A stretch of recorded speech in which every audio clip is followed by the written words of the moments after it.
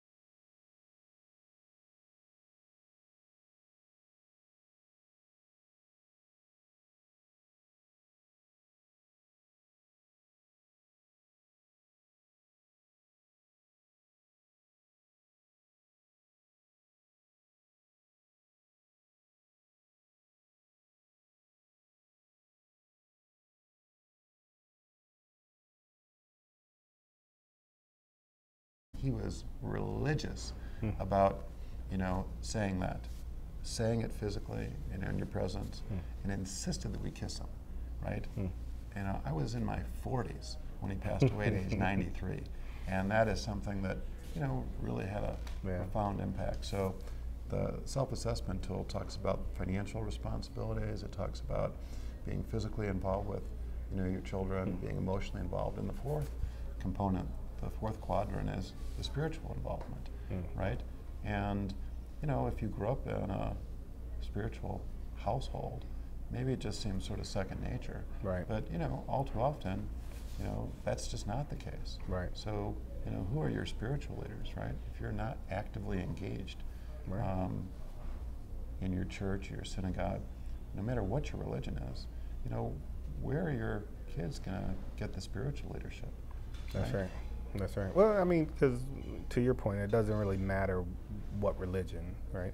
Because they all seem to have a kind of a moral compass that's very similar,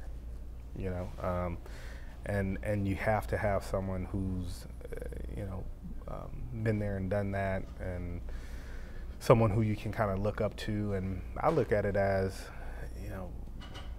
all the mistakes I've made, I'm able to share those mistakes with someone younger than me, on marriage, on, raising kids, I'm able to do that. And the spiritual leaders I look for it's not the perfect person or the role models, period. I'm not looking for the perfect person. I'm looking for the guy who says, Sean, let me tell you how I screwed up in business, or yeah, I've had 3 businesses go under, or Sean, I'm divorced, and let me tell you what I learned from that, or I don't have the greatest relationship with my kids, and let me tell you what I regret. I mean, those are the people that I look to learn from, because they've paid a price. Oh yeah, well, you can learn vicariously through other people's experiences, That's right. right? And I think that when you come in contact with people, like you were just describing, what comes to mind is that they have a very high level of authenticity, That's right. right? You know, they're willing to share their vulnerability with you, right? As sort of a teaching moment almost. And I think that gets back to, you know, having conversations with your kids, right? You know, at first, you know, when your kids are really young, they look up to you. Right. I mean, literally look Right, up to right, you, right. You're like Superman, That's right. right? And you know, those essays that we've collected, 400,000 essays. I mean, kids literally describe their dads as superheroes, right? And some of them are, right? They serve in the military, they're policemen, they're firemen. I mean, they're literally saving people's lives. But as the kids get older, right, and now they're looking at you, you know, maybe eyeball to eyeball, because they're just as tall, in some cases, taller than you, No, that's right. right? They have a different angle, right? They're looking at you from a different perspective, physically looking at you from a different perspective.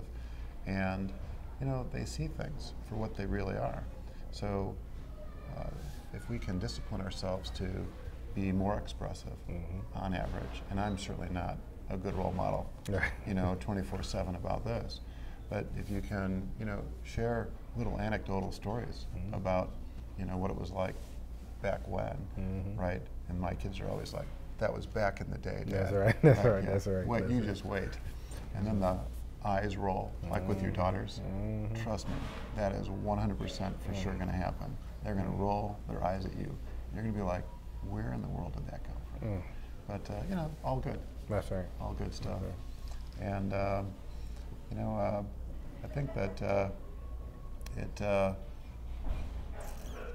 takes a fair amount of energy, right? But it's like you get a dividend, or there's like a payback, Right. you know, years down the road. And not because you expect to, Right.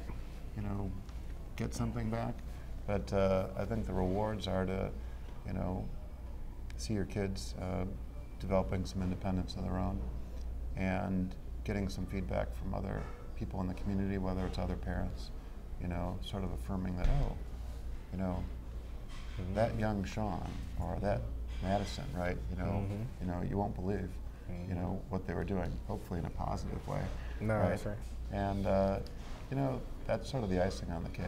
No. And you know, I'm happy to, you know, share any little stories along the way, because I feel like I'm just a couple steps ahead of you on this fatherhood journey that we're on.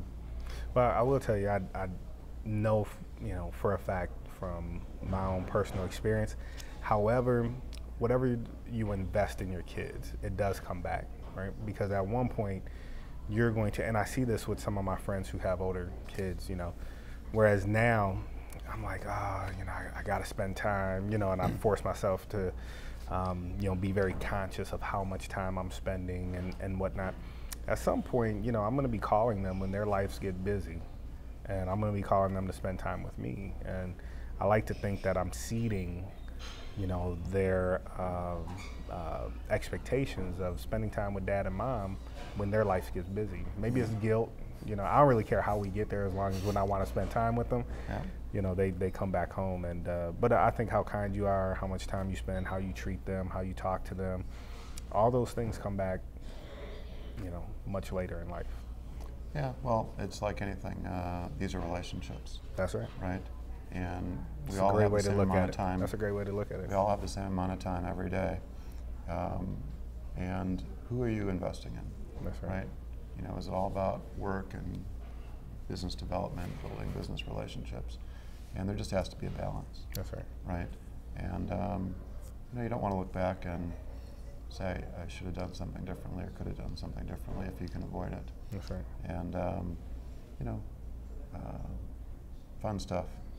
That's So, right. you know, it's been great, you Yeah. know, catching up with you. Absolutely. I'm hoping that we'll have a chance to visit with one another periodically, whether it's up here That'd in be Milwaukee, down in Atlanta, in Chicago, Absolutely. or maybe someplace else. That's if we right. can get our fitness schedule. That's right. That's right. Well, there's a triathlon in was it Augusta, Georgia? Okay. So I'll send you some information on that. Okay. That might be something where we attack. Yeah, I'm up for it. Yeah, sounds good. Great getting together with you. My friend. Thank you.